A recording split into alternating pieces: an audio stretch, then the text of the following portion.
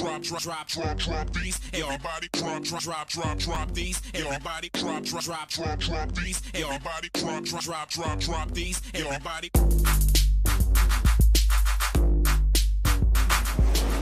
Ah, he wants to go off-road!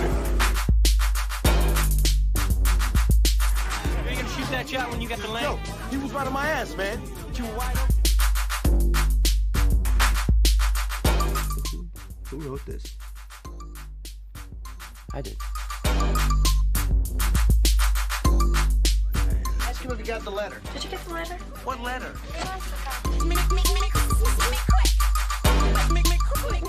What's up, man? About to catch a fade, huh?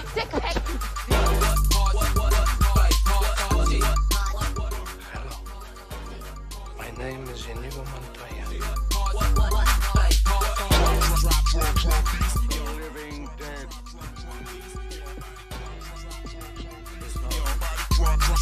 Drop these. Everybody. Let the hate flow through you.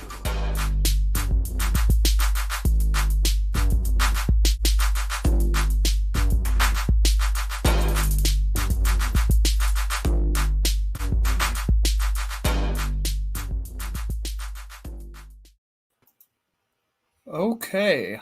Hello, everybody. And Michael. Hello, everyone, and Dylan. All right. So it's a pretty scant cast tonight. We don't know where anyone is. No. So for those of you who are tuning in, this is the Real Boys, or 1/4 of the Real Boys. We are a group of about 8 people, mostly, who get together on occasion in larger groups and talk about movies. And we kind of set this up to go through each individual person's top 5. We're at about the halfway point. I think we've done about 37 or so episodes. That number isn't exact. But I think it was Zach's idea. Whose idea was it to do a retrospective? It was Michael? my remember? idea. It was your idea. I'm sorry. So go ahead and talk about that a little bit. Yeah, I just figured that since we were halfway through everybody's top 5s, that we would I was hoping to give everyone a chance to talk about some of their, first couple movies that they picked, anything that we might have done differently or anything like that. And then since this is by sort of design, a limited thing, because we are just 8 people with their top 5 movies. So we got 40 movies to work through. So it is sort of a limited thing. I was just trying to, I thought we could workshop, what would happen afterwards, because I do like watching movies. I like talking about movies, and, I wanted to see what we would all think as a collective. But since just the 2 of us decided to show up, I guess it's up to you and I to decide the fate of what's going to happen. All right. Or maybe we can find some people who are watching that might be able to chime in. Let us know, what do you think we should do after we're done? Yeah, I don't know. Well, like you said, we had gone into this initially saying 5 movies each, 8 people. Fridays we do either something newly released or a wheel of audience requests, so that way we don't go through and have to pick one out. Which I think I like the Real Wheel episodes because it gives us all a chance to be kind of generally on the same side, because usually it's either bad enough that everybody finds it offensive or competent enough that we have nothing mean to say about it. It's weird to not have something bad to say about a movie. The ones that came to mind as far as most popular response got, it seemed like everybody kind of liked Starship Troopers, at least the people on the panel. Mm-hmm. It seemed like most people had a positive reaction to Airheads. Mm-hmm. From what I remember, at least a passing positive reception to it. Yeah. I mean, the wheel ones you're talking about now, yeah, our Friday movies. Yes, our Friday movies. generally those are kind of the highest received ones that we've done so far. I think across any of them. Yeah, pretty much. I think there were a couple of the top 5, the Monday movies that everybody sort of liked.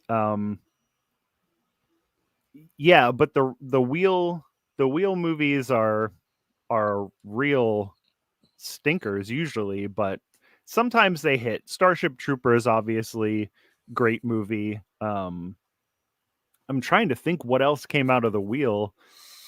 That was The Punisher, but that got the absolutely trashed. Well, The Punisher was bad. Like there was just nothing good about The Punisher. Even Dolph Lundgren, who I usually like, it didn't look like he was having any fun in that movie.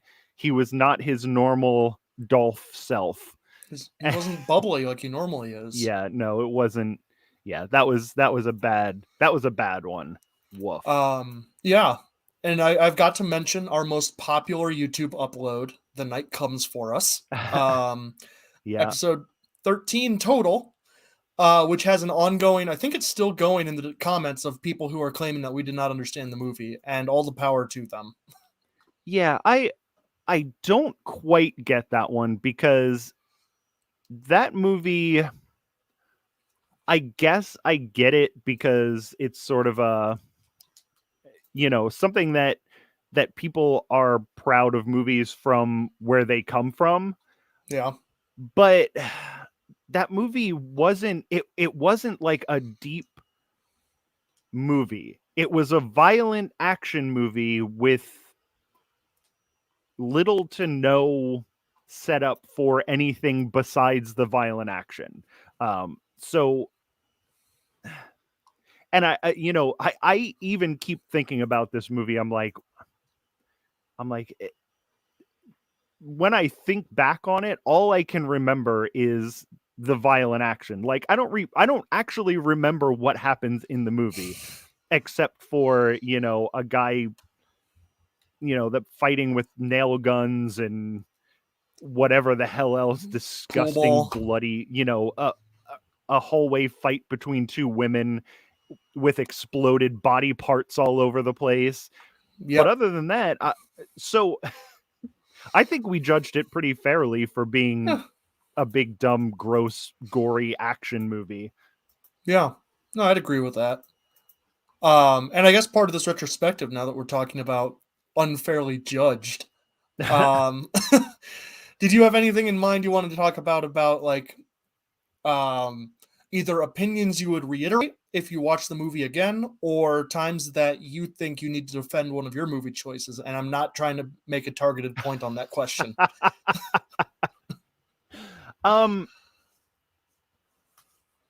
There are probably definitely movies that I would score either higher or lower if I rewatched them. But a lot of these movies, especially the new ones, we're watching for the first time, or I'm watching for the first time. So I'm just giving my initial reaction to the movies. Like I said in the Witch review, I gave that a pretty high score, but I would score it higher, I think, if I watched it a second time. It's one of those movies. But then, like, movies that, what were those two big dumb action movies that we did? The Zack Snyder zombie thing, and Land of the Dead, Land of the Dead, and then the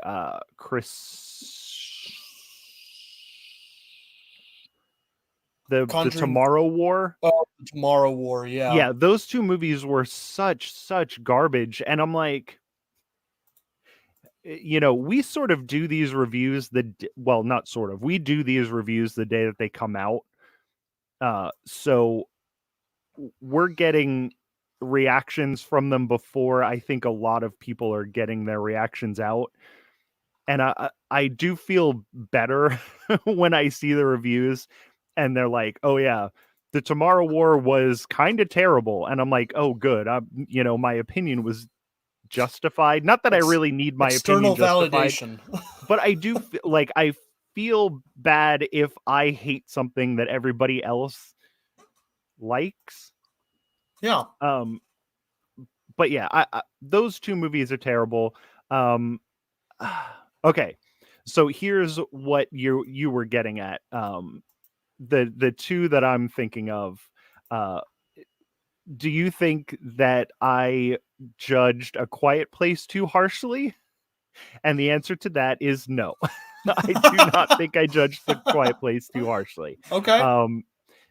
That again, there are movies like A Quiet Place that I scored high because they're stupid and whatever, but it wasn't a buildup of so much stupid stuff that I just couldn't take it anymore.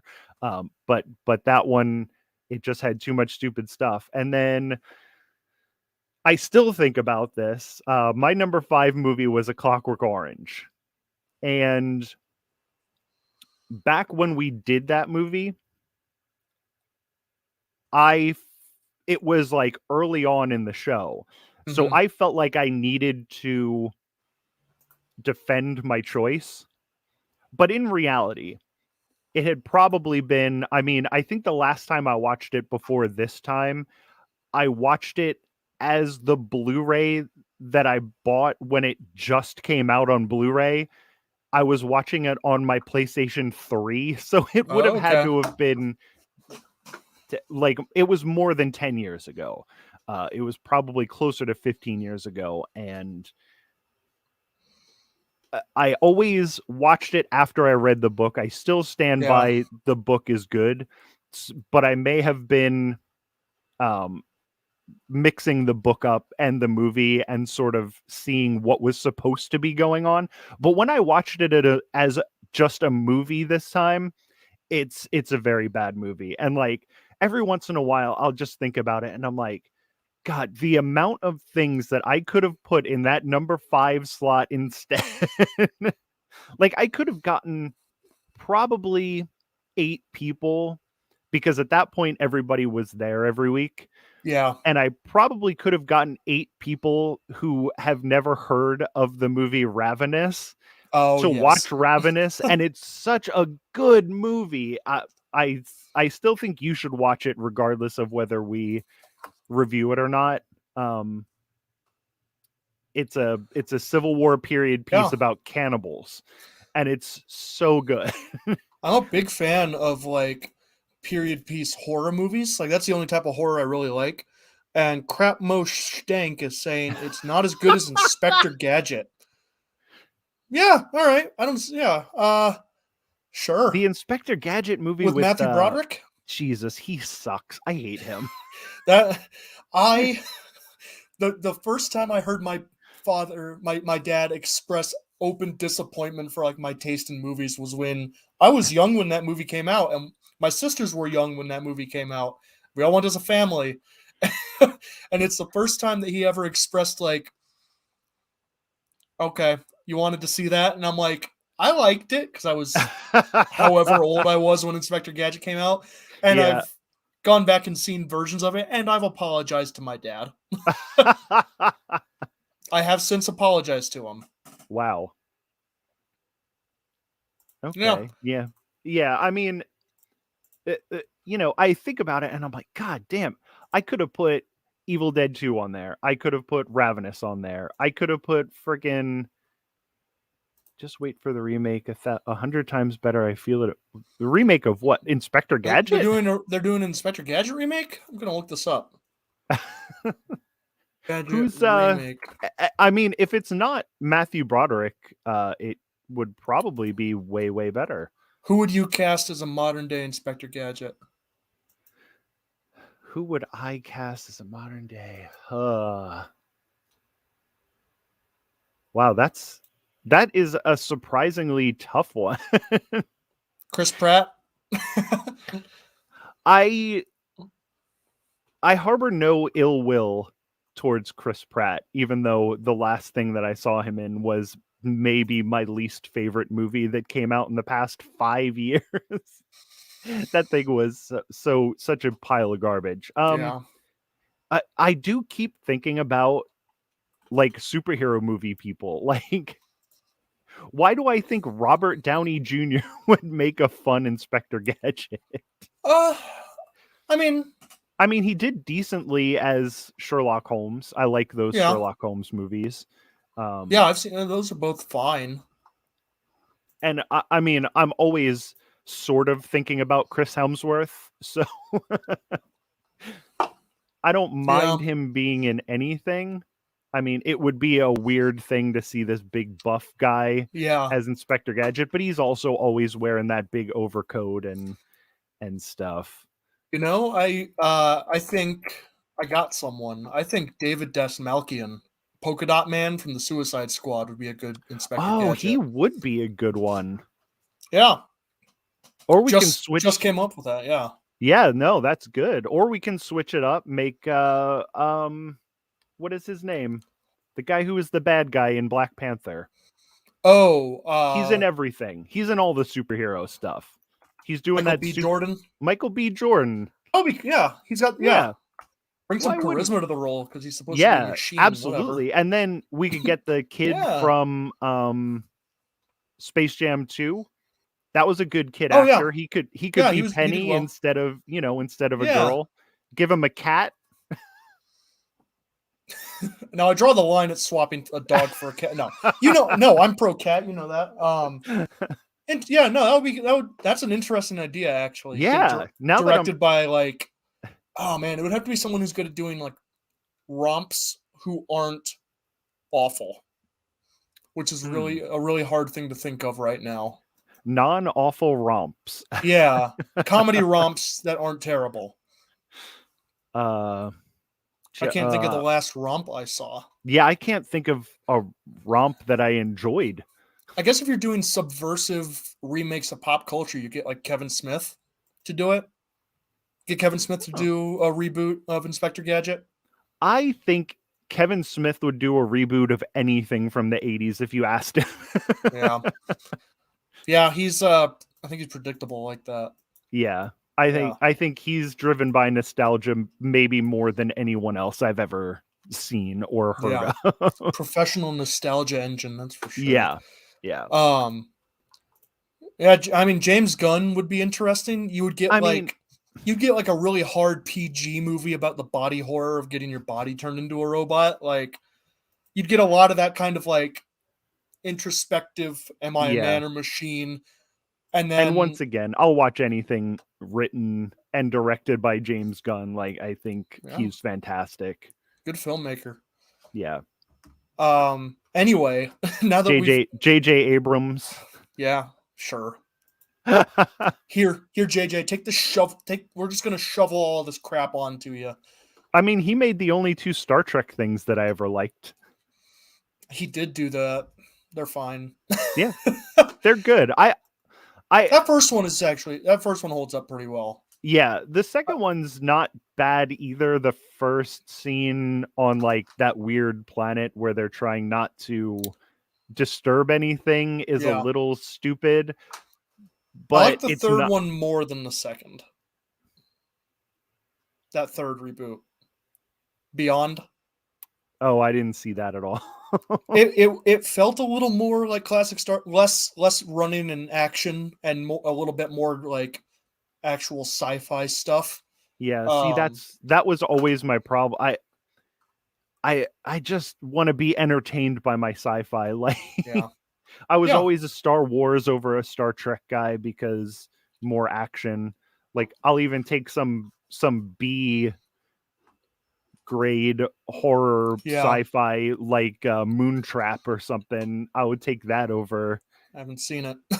Oh, it stars the guy who plays Chekhov in the original Star Trek and Bruce Campbell. Huh. All right. With aliens on the moon who turn people into robot like cyborg things. All right. It's really, really bad and really, really great. Cool. I think it's in full on YouTube. All right. That Add sounds it like to a the movie wheel. that would be in full on YouTube, right? Yeah. But if we're on topics of like I guess we're kind of talking about what we would replace in our top fives, just to get back to the actual topic of the show. Yeah. Though we got to fill time because there are only two of us. Yeah. I know when Zach told me about this whole concept and like, hey, make sure you got your top 5 movies. I knew my top 3 in some order, which is The Witch, They Live, and Inside Llewyn Davis. I chose Memento as my 4th because I had always liked Memento. It was one of the movies that got me into like the actual making a movie as opposed to just it's a movie. It's like how can the form of the medium inform the story? Yeah. And the 5th one I actually struggled with, and I chose Walk Hard because I had watched it recently and I like parody. Going back, I was very surprised by the reaction to Walk Hard. I was watching it and I'm like, this is going to be a home run, like no less than 7s across the board. And then it got mediocre reception from everybody. Yeah, very mediocre to bad. Yeah. And I think, early on, it just shows that comedy is subjective, which is an important thing to remember, especially if you write it. Looking back on it, if I could have replaced that with anything, it probably would have been like Naked Gun 1. And I would have taken a risk on this, Tropic Thunder, because I think that's the last movie that's the most recent movie that I can think of that you couldn't make today, and I'm doing air quotes for people listening to this later. But it's all done in the spirit of mocking that sort of thing. Yeah. But you're writing a very fine line on that movie. Yeah, I saw Tropic Thunder in the theater, and I don't think I've seen it since. Mm-hmm. So I couldn't even give you an opinion on how I would have rated Tropic Thunder. I have a feeling that like Dan, probably Phil, and probably Chris Harvey, I would imagine that they would have ranked that pretty high. That seems like their sort of raunchy, like just straight up comedy. That is a straight up comedy movie. Well, and it has Chris's favorite thing where a lot of the jokes are set up beforehand. Mm-hmm. It's got that kind of through line that Chris likes in his comedy of set up, payoff, repeat. Yeah. Yeah. Yeah. And man, the amount of things, like I was just thinking about another Coen Brothers movie. I was thinking about Raising Arizona the other day, and I'm like, man, I would have loved to have gotten, because The Big Lebowski got, like, I also thought that was going to be a straight up grand slam. Like, nobody doesn't like Big Lebowski. Yeah. But I would like to see if these guys saw Raising Arizona before and what they thought of it now. Like, it's sort of an amazing movie. It's the first thing I ever saw Nick Cage in. Pretty good start. It may have been his first movie. No, it was really early on in his film. Yeah, it's but I don't early think on. It's his very first. Yeah, it would have been another Coen Brothers movie. Yeah. Oh brother, where art thou? Like, yeah, right. Like, or even another Kubrick movie would have like been The Shining. I'm like, fuck. Yeah, that's classic. Yeah, there's so many movies that could have occupied that number 5 spot that. Yeah. If I wouldn't have been, I also sort of got this thing from this guy that I didn't know in Dan. Do you want to do this movie podcast? And it's like, sure. Well, what are your 5 favorite movies? All right, here they are. Whatever. Mm-hmm. I didn't think about them all that much because, like you, I definitely have a top 3. But the rest of them, a top 25 could all occupy a number 5 slot at any point in time. So it just happened to be that point in time. Yeah. But yeah, my top 3 movies, and Lebowski as well, I think are all perfect movies. I got RoboCop coming up. There Will Be Blood coming up. I can't wait to see what some, like, again, this is like it's a long movie, but it's a Paul Thomas Anderson movie, so it doesn't feel super long. Yeah. It has Daniel Day-Lewis as, good Lord, he's in it so much. And he's so good in it. And I'm like, all right, well, this should be a no-brainer. But again, we'll see. And then Night of the Living Dead, which is, I just think it's perfect because it's not like gory, it's not crazy, but it's very suspenseful. And it's got a lot of, and then it also has that, social commentary that I do love in a movie. Yeah. The only issue I don't mean issue, but the only thing I can see you running into for Night of the Living Dead is just its age. It's a different era of zombie movie. Oh yeah, for sure. And I can see people thinking that one's boring. But for me, that movie, it has a lot of good memories attached to it, and I can't separate the movie from my feelings about the movie. Yeah. No, I'm the same way with Inside Llewyn Davis. Like, that's not going to be a crowd pleaser, I don't think. It's technically a dark comedy in the way that the Coen brothers can manage, but it's not outright like a comedy. It doesn't attempt to make you laugh. It's humor of the, like, it's situational humor kind of. But overall, the movie's a pretty, like, raw look at what it is to be an artist, and I'm just like, ugh, all right, yeah.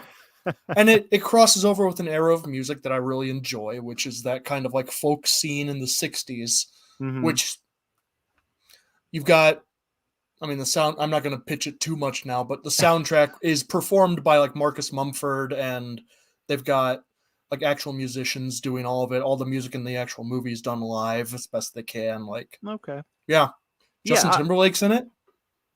I like Justin Timberlake. Yeah, me too. Like some of his music, and I think he's got a lot of charisma. I think he's very entertaining in things. So yeah, I don't. And that is a Coen Brothers movie, right? Yes. Yeah. So one that people don't talk about very often. Yeah, I like a Coen Brothers movie. Oh, Crimenads. I was gonna sound like I was a smart guy, but I do like. There is a Coen Brothers movie that I like that it's like a medieval movie, and it has farts. What is his name? See, now I'm totally blanking on it, but I remember watching it. It's like a fantasy movie. Really? Let me just Google Yahoo this thing. Garfield? Yeah. Different Coen. Right. Talk while I'm doing this. Yeah, no. Oh, shoot. Yeah. So, for those of you who don't know, Real Boys was kind of like born out of some conversations between Zack Wiseman and Dan Levy. I believe it was those two. And I know Zach at least was like, hey, we're putting together a movie podcast with a bunch of people. You have any interest in doing it? And this would have been in like January of 2021. It's like, yeah, I'm not doing anything. It's cold and gray. I'll watch movies and talk about it. Though, I remember when Zach and I got into podcasting to start, we talked about doing movie discussion podcasts, and I'm like, no, not really interested in just throwing that out there like everybody else. But I think this show is, I think having the large cast kind of makes this movie discussion podcast stand out. Are you thinking of Miller's Crossing? It's not medieval, but it's like Prohibition era. Yeah, I may also be thinking of another director pair. Fuck, I have no idea. I don't even know what to Google because I remember seeing it And then I remember, watching the credits, and then it's like, oh, I didn't know it was those guys who did that, and now I can't even. So like so many times on this show that I tried to sound, smart and someone who knows independent weird movies, I end up looking like an idiot, but that's fine. You're thinking of True Grit? It's a Western. No, I'm not. It's kind of the modern day equivalent of a fantasy movie. That's that also stars what's his name from The Big Lebowski? Yeah. Jeff Dunham. Bridge with the puppets. Yeah, Jeff Dunham, the puppet guy, made this Western remake of. That's a Clint Eastwood movie. I don't remember it's John Wayne. Yeah, yeah, it's John Wayne. The other one, the other Western guy. Yeah.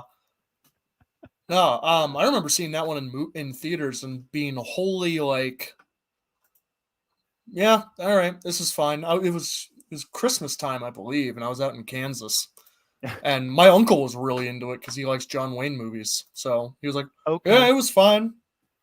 It was fine. And it wasn't no John Wayne. And I'm like, well, yeah, no.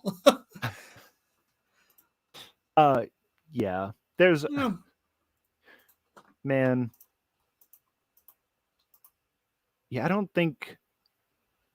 I definitely don't think I saw that in the theater. My most disappointing theater experience oh yeah was my wife and I were down on vacation on Hilton Head. Okay. Hilton Head Island, South Carolina. And it happened to be when Star Wars Episode 2 was releasing, and we were both like, all right, well, Episode 1 was terrible. We're not gonna, but we're not gonna hold that against them. It's still Star Wars. It's still holy ground. We're gonna go first day, that it was released. We're gonna go. We're gonna see it. It's gonna be great. We should have known, because when we got there, no line, no nothing. We're like, all right, well, maybe because we're on Hilton Head, we're not, people aren't there to see movies. Nope.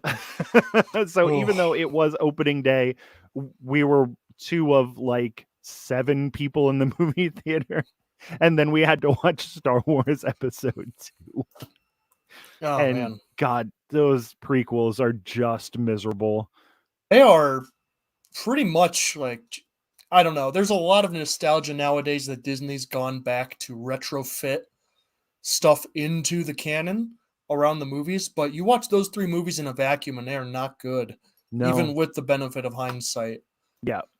Yeah, and there seems to be a big like resurgence. People are like, oh no, the original trilogy or the first trilogy is the best. And I'm like, you can't possibly say that. Like, stop saying that. like the first 3 from the set, like the original 4, 5, and 6. No, 1, 2, and 3. Oh, absolutely not. No, verifiably no. Yeah, it's so bad.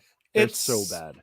Yeah, and now it looks like Disney has started to kind of let people do what they want with Star Wars. They've got this anime anthology series coming out that looks really interesting.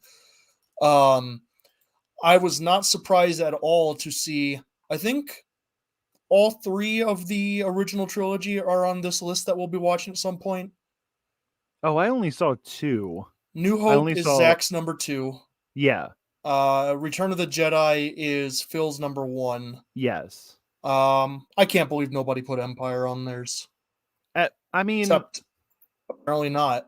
Yeah, I was gonna say those 2 were definitely the ones I can see on people's top 5s. You don't see the Ewok one.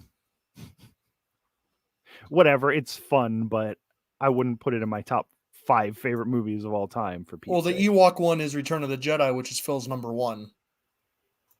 Oh, really? Yes, Return of the Empire is, or the Empire, Or Return of the Empire Empire. Strikes Back. Jesus. All right, yeah, I do always get those. Empire Strikes Back is not on anybody's list that I can see, which I find really intriguing because that's the Oh, one everybody yeah. quotes as being the Yeah, best no, of that's them. that's the good one.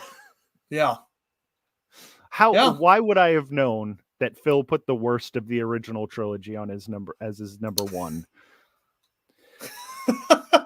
I was gonna ask you if there's anything coming up that you're dreading. That I'm dreading? Yes. Oh, Like that you're dreading watching again. hmm. Because even though I have no idea what happened to that, I'm looking at my Google Drive and I can't find the document for it. So I don't know what's coming up either, except for one thing. Well, Chris keeps making jokes that his number 2 is The Lion King 2019. Yeah. And then he walks it back and says it's the original animated one. And I'm like, Chris, you better not make me watch that live action one. I haven't seen it yet. And I'm not interested in. I was worried about that until we watched the live action Mulan, and I actually liked it a lot. Oh, yeah. And now I'm like, oh, no, wait a second. If they redid The Lion King with no songs and no Jonathan Taylor Thomas's voice, I'm like, maybe it won't be so bad. No Matthew Broderick. No Matthew Broderick at all. Yeah. As far as stuff I'm not particularly looking forward to watching, I'm going to be honest. I missed the boat on that era of Jim Carrey and Ace Ventura. I'm not a huge fan. I am dreading watching Ace Ventura because I know how that movie ends, and it's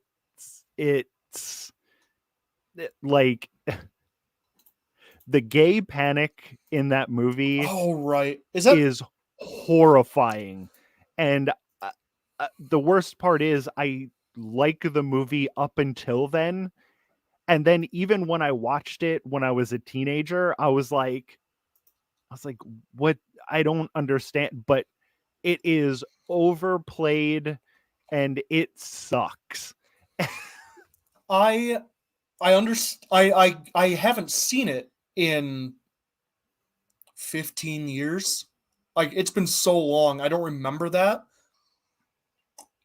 Well, but that's the one that everybody keeps bringing up, that it's gay panic taken to extreme. Yeah, at the end, once he finds out that the woman that he's like dating and or whatever, I don't know if she's supposed to be trans or if it's just some sort of disguise, but either way, he like after he figures it out, he's like crying in the shower. He burns the clothing that he was wearing. He's like eating mouthfuls of gum, like, I have to get this horrible, it sucks so bad, and I'm like, I really don't want to relive this because I know that Jim Carrey's not that way, and you know, whatever, it was just the role that he was given to play, but I'm not looking forward to that one. Yeah, it's one of those unfortunate products of its time things that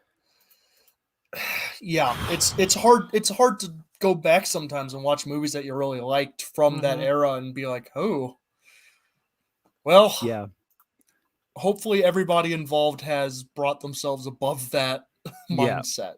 Yeah. You know, I don't know who wrote or directed it. I have no idea. I don't know. I was going to say something funny, but I didn't have anything lined up. It's like a Spielberg joint with George Lucas. Don't bring George Lucas and Spielberg into this. Oh, it's too late. Is there on that topic? Is there anything you are particularly not looking forward to revisiting or watching? I mean, yeah. I know you don't have much of the list in front of you, but like, well, there's one that sticks out, and I've probably talked about it 4 or 5 times because I really don't want to watch Boondock Saints again. That movie, I guess it has fun action in it, like the action like stuff is fun, but it's so like broy and misogynistic, and they kill a cat in it as a Yeah. joke. And if you kill a cat in your movie, for me, you're starting at 5 reels, and I don't think you're recovering from that, because if you kill a cat in your movie, fuck you. I think, well, tonight is like cat lover night. Like the two of us, I think, are the ones who are vocally pro cat on this Yeah. podcast. And I remember that scene in particular. I've seen Boondock Saints once. It was when Yeah. I was in high school, which arguably is the best time for like a white guy to watch Boondock Saints. Yeah, When you're in high school and you're edgy and Yeah. you're in a bunch of your friends, you're in their basement, you got Taco Bell, like that's great. It's And I also still a great time to watch A Clockwork Orange. When I you're could an s- edgy, when you're an- edgy, okay. like 20-year-old. You know, I would say one thing I think I personally was a little too hard on Clockwork Orange. As a film, like obviously the subject matter is like hard. It's a Yeah. hard movie to watch. Yeah. But I think partially was just like, man, I just didn't have a good time watching this. Yeah. I don't know. I think Clockwork Orange is something that you can probably benefit from watching twice. Once when you're like an edgy high schooler, and then again like 10 years later when you have Yeah. time to reflect on. Yeah. I shouldn't Absolutely. have hung out on 4chan. Yeah, absolutely. And I think I've said it before, but it has like one of these things that I do appreciate in a movie and a book. It happened with Catcher in the Rye. Like I read Catcher in the Rye when I was, a senior in high school, and I'm like, oh, this Holden Caulfield kid is awesome. Like fuck all the authorities, and everybody sucks. Everybody over 30 sucks. Mm-hmm. And then I read it again when I was like 37, 38, and I'm reading it and I'm like, this is the turning point in this kid's life. This is where he figured out that he has to stop being an asshole like this and grow up. And it's the same with A Clockwork Orange, but I think Zach was right when he said that I don't think Kubrick was focusing in quite on the growing up part and making him that edgy, oh yeah, fuck all the authority people. So, it does lose a lot of the impact of the book and the impact of what it could have been as a movie. Yeah. Yeah, ending on that hospital scene is an interesting choice, especially when you go back and look into Kubrick as a director and as a person. You're like, okay. Yeah. Yeah. Yeah. So, I mean, again, I've already publicly removed myself from that Yes. movie. It was a bad choice, and I'm hoping that it's the same thing with Phil and Boondock Saints, and like, oh, I watched this when I was 20, and oh, it was awesome back then, and I haven't really watched it again since. I'm hoping I don't think it's going to be the case, but I'm hoping it's the case. But I'm hoping that I can look at it as that movie came out way later than I remember it. I always thought that was like a movie that came out in like 99. Oh, it is 99. Okay. Oh, it is 99. It is Okay. 99. The sequel I was going to say the early sequel 2000s. came out. The sequel came out in 2009, which this shocked was me for being that early. I thought sequel was like 2015 or something. Yeah. I remember when the sequel came out, and even people who loved that movie were like, eh. Yeah. But yeah. I put Boondock Saints, Clockwork Orange, American History X, Donnie Darko. Those kinds of movies are like, if you watch them at the right time in your life, oh, they're cool, they're edgy as shit, they're awesome. And then once you if you mature and you watch them again, you're like, oh, all right. Yeah. 20-year-old me sucked ass. Yeah. But I'm glad that I can sort of track the growth of myself as a person with how much I like this shitty movie. Yeah. No, I get it. Yeah, and I think that's probably a good thing movies can do for you is like take you back to a different point. You watch it later and you're like, all right. Yeah. I was This kind of a was piece of shit.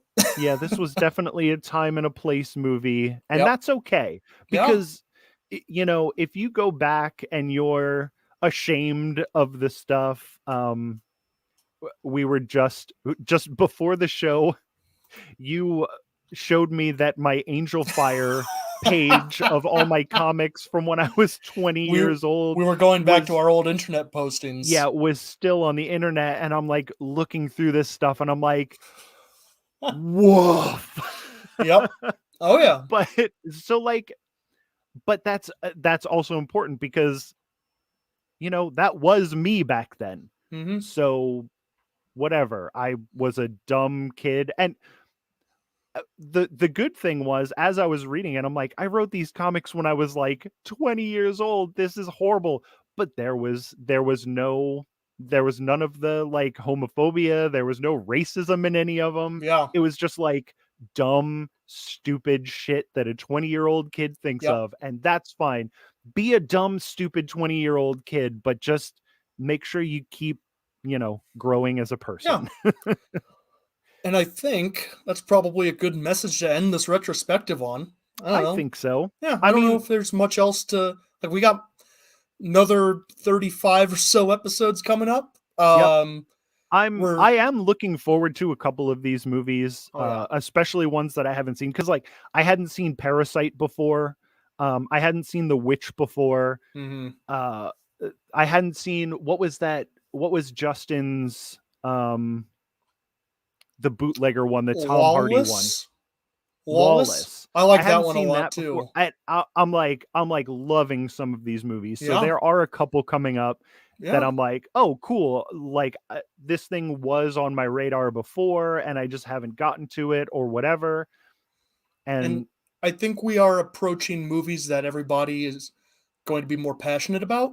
Yeah. We're getting into that part of the show where now we are going to start, I think, going to bat for our decisions more than we did in the past. And like, I don't think you have to make an excuse for like an Idiocracy or The Last Dragon. Like those are good movies. I'm looking forward to watching those again. And we're also, I think, going to get into some interesting conversation because there's not all crowd pleasers in here, which is going to be interesting to see. Yeah. Yeah. And there's also some, the joke is we don't get political on the Real Boys, which we only say when we're getting political. Yes. But there are some like Idiocracy and They Live. All of the rest of my top threes, and They Live, that you're just not going to be able to escape it. So prepare to get political on the Real Boys. Start of Darkness. And then we got Real Wheels and we've got some HBO stuff. Yeah. So what are we thinking? I mean, we can spitball a couple of ideas. Yeah. After I did suggest at one point doing one round of one movie where we replace one of our top five with another one. So that would be, 2 months. That would be 2 months. 5B or 3B or hopefully Phil's 2B. Whatever you want to replace it with something, that might more fit your style. That you have now. I just like to watch movies and talk about them. So I'm not opposed to, because we have a big backup of things on the wheel. Yeah. And people can keep suggesting stuff. And I would say we can keep putting stuff on. We can keep doing new movies, but just do it once a week, maybe on Mondays.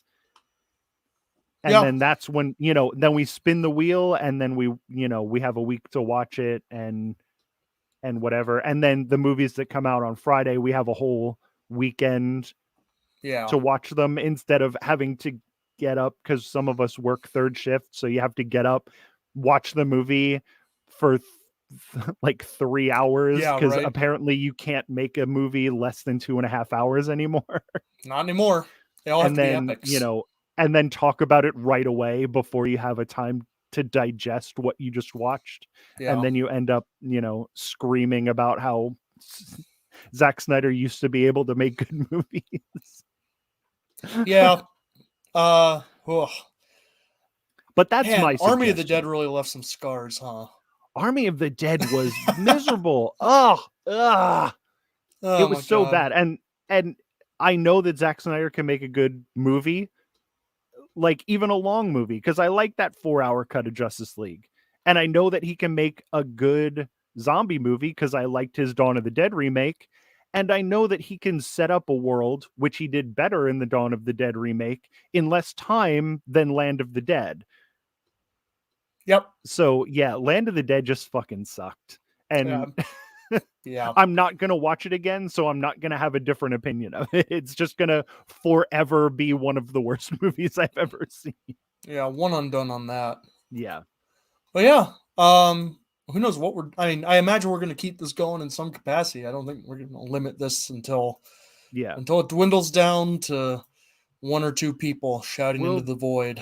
Hey, and even if it's just you and me talking about these movies, I'm okay with that because I like to get my opinions out there, and I know I'm a contrarian a lot of times, and it's people don't believe me, but it's really not on purpose. I don't know why I like the things I do and don't like the things that I don't like, but I also always thought that I was the only one who thought like that until they invented the internet. Like I said, I'm a very old man.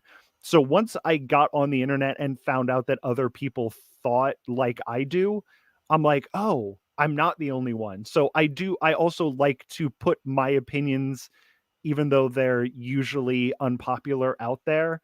Yeah. And then people who are thinking the same thing are like, oh, good, I'm not the only one who thought that very, very weird, stupid thing. Yeah. No, so that's my mission statement. I think there should always be at least someone who disagrees with the general opinion, especially on a podcast. I don't want to listen to this, like these people agree on everything. It's boring. Yeah. It is boring. Yeah. And I think it's important. Like the best part of our review of The Suicide Squad was when Dan was like, did we watch the same movie? Because he didn't like it. And I was like, great. Oh my God, here we are. That was good. I mean, I don't understand that opinion. Yes, but he is entitled to have it. Oh yeah, absolutely. Oh no, it was great because again, there are a couple of movies that, and then when I think about it, I'm like, oh no, this is just going to be either universally hated or a universal grand slam. Mm-hmm. When it's not, I'm like, good, because like you said, it's boring when everybody agrees. But I still can't figure it out because the Suicide Squad was fucking awesome. I had a great time. I loved every second of it. All right. And I think that does wrap it up, unless you've got anything you want to throw into the conversation first. I think I think we've gotten everything we need to say out. And I'm putting my opinion on how we should, keep the show going out there into the void. Because I'm sure that the rest of these guys listen to the show when they're not on it. Yeah. That's my suggestion for it. And speaking of some other guys, we've got some people who are missing tonight. Let's run through and tell people where to find them. We've got Chris Harvey, professional comedian. You can find him on the Chris Plus Chris show, various music videos. He's got some movie tryouts. He's out there making some real moves. And you can find him on here being very articulate about defending the movies he watches. Yeah, he's great at defending his terrible taste in movies. But yeah, he's also in a couple of actual movies. Yeah. He's also a stand-up comedian who's touring. He's, doing stuff. He's doing his thing. And, ChrisHarveyComedy.com is his website. And that has all of his stuff on it. But I love when he's on the show. He's not on enough. But you're right. He's very articulate at letting people know why he likes the movies that he likes, even though I don't agree with it. I don't agree with a lot of them, but that's why we're doing this. Yep, absolutely. We've also got Dan Levely or DL Smokes. You can find him at Oops Caught Me Smoking or here When he's going through his movies, just as we all are. All right. I'm gonna stop introducing people as being on the show because they're on the show. But he's also on Bet That with Dan and Jerry and Blaze, who also does Cloud Chronicles podcast. You can find his merch at cloudchronicles.com. He's got a lot of stuff you can buy, and they're all pretty well designed shirts. So go check them out. Got Justin Wallace of Carpool Shenanigans. Look that up. It's a pretty fun podcast. It's a good idea for one too. Yeah, it's pretty fun. I've been on a couple.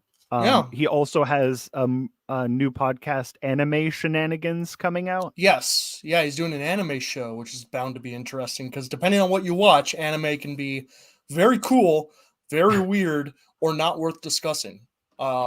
So I'm looking to be interesting to see how they handle that. Yeah, for sure. Yeah. I'm not even into anime, but I like hearing people talk about anime. Yeah. So I think, and Justin's like, I don't think he shows it on the show, but he's really weird and really funny. Yeah. He also does a voice for us on Jack Billings. Oh, right on. And he sends his readings and he'll improv a line and he's just really funny. And I think he needs to talk more when he's on the show. Yeah. We've got Phil Better, the podcast mogul himself. Speaking of new shows, it seems like he's got a new one every week, including How Long Can I Hold This Note? Which don't be fooled by the episode duration. That 4 hours is pretty well utilized. And you can find him at other places like Invest in Yourself, Digital Entrepreneur Podcast. He runs like a stock investing group on Facebook. Yeah. He's all over the place. He's all over the place. He's doing a lot of stuff. If you Google Phil Better, there's like 19 solid pages that's just each one of his individual podcasts. Yeah. It's crazy. Like Where's My Beaver? He's got those aren't moose tracks. A lot of Canadian, I don't listen to that one. A lot of Canadian based humor. He's very proud I don't of where understand a lot of it, but no, the accent's very thick. Yeah. Yeah. And then of course, my brother, Zack Wiseman, he couldn't be here tonight. You can find him on all of the Some Nobody stuff that he and I do together. He also guest stars on a whole bunch of other stuff. So you can just kind of look for Zack Wiseman. He posts everything on there. And then me, I'm Dylan. I'm also in Some Nobodies. I'm here. We have Silicon Angels and Create Your Own Podventure Appeal, Twitching up streams on Tuesdays where we go through how to make a story. We're doing a really fun kind of robot Homeward Bound right now. Yeah, kind of. I missed that one. Oh, yeah. I did want to say that when you were doing that D&D show. Oh yeah, you can find me. It was just you by yourself. I keep forgetting to tell you, but what I wanted for that orc's head to fly through the air and then hit somebody in the butt. Okay. There's still time. Yeah, Michael is referring to when Zach can't make it to our Tuesday show. I sometimes do a solo screenwriting stream where I just try to put words down. Yeah, it's fine. It's fun. It's a lot of dead air, but you're there to keep me company and hold me accountable. I enjoy it. I like watching the writing process. You actually, watching you write inspired me to do some more writing. I've actually written a couple episodes of the new season of Jack Billings Presents. It's called Haunted Apartment Complex. But just watching you sort of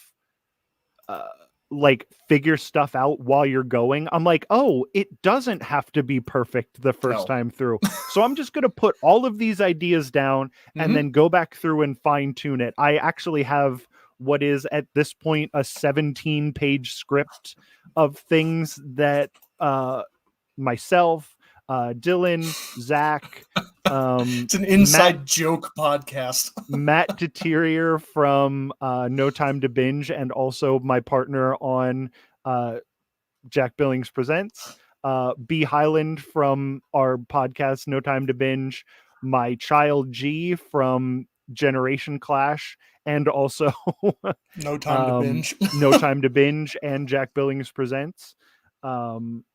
and then Poppy Jenkins from a wonderful comedy Star Trek podcast called Tapan's Theater on Subspace, which I've guested on a couple of times. We're all starring in this crazy thing that I'm writing. It's pretty it's crazy. I've read the first like 14 pages and I'm just like, this is nuts. It's going to be really fun. It's insane. It's sort of a look into my brain. Like that's just sort of what's going in my brain, what's going on in my brain all the time. So the amount of times that I go off on a tangent on this show is like you're amazed, because I only go off on a tangent once an episode instead of just literally talking about crazy shit that I'm thinking of the entire hour. Yeah. And where else, Michael, can people find you? You want to finish it out? No, I Love This Terrible Game, which is a video game podcast where instead of a bunch of dudes talking about video games like normal, there's dudes, there's ladies, there's non-binary people. It's a very, younger, the same age as I am. Everybody has like different interests, and it's a very interesting show. Yeah, right on. If you like video games. Yeah. So yeah, that's all of my stuff. Yeah. I think I mentioned all of my stuff. Probably. There's probably more out there. But yeah, you can also follow me on Twitter at my neighbor MICH1, and I post all my stuff there.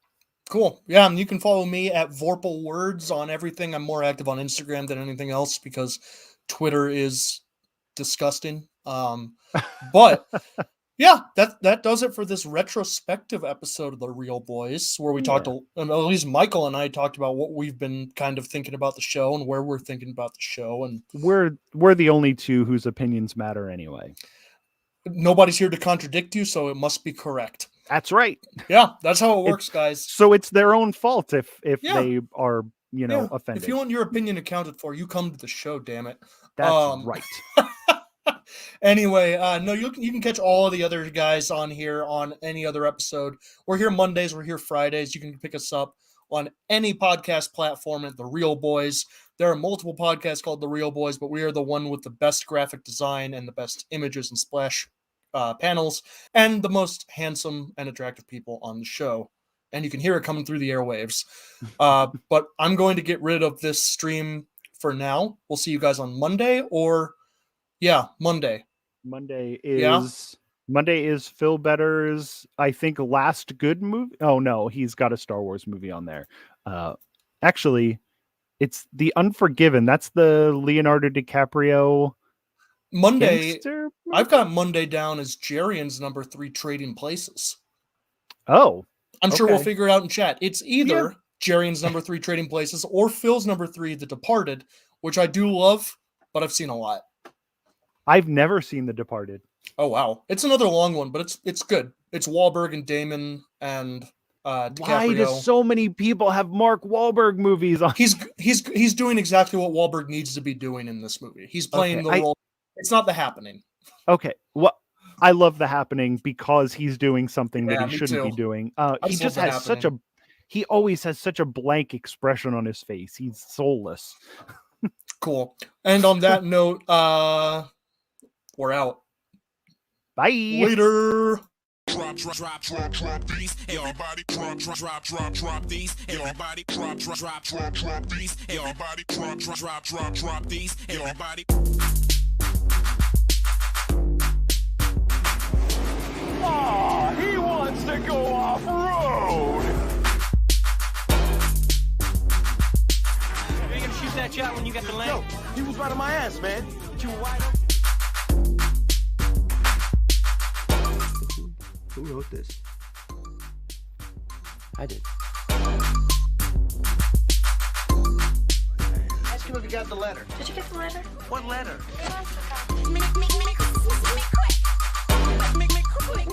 What's up, man? About to catch a fade, huh? Sick